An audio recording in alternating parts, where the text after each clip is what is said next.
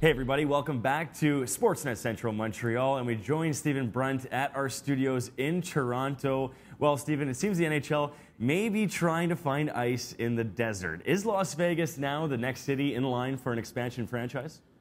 I think it is. I think it's the only city really in line for an expansion franchise, and there are some pretty simple reasons, all of which have dollar signs beside them for that. It is a very enticing proposition for the NHL that they may not be able to say no to.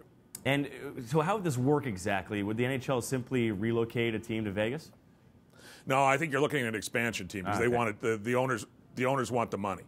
You have a guy in Las Vegas named Bill Foley who wants to buy a team. You have a new arena under construction on the Las Vegas Strip being built by AEG, which is Phil Anschutz, the company that owns the Los Angeles Kings, so it's all very cozy.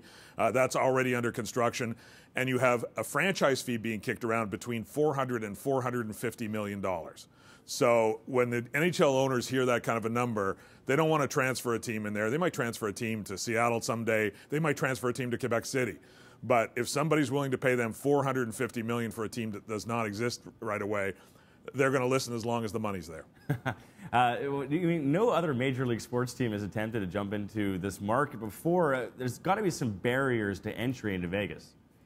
There are. The traditional barrier has been gambling, that no league wanted to be associated with a place where there was sports gambling. But those attitudes, if you look at what Adam Silver, the NBA commissioner, said recently, leagues are starting to loosen up a little bit on the whole idea of sports gambling being the great bugaboo. They're kind of getting beyond that. So someone is going to go to Las Vegas, and to some degree, it's who gets there first.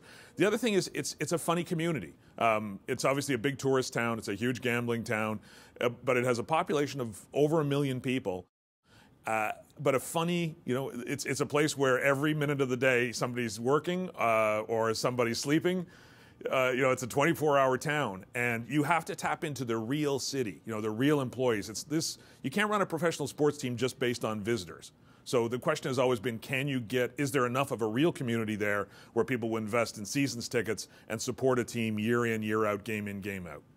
It's going to be interesting to see whether or not those season tickets will sell. It's weird. The NHL is kind of flip-flopping on this, but it seems like Vegas will be the trial balloon here.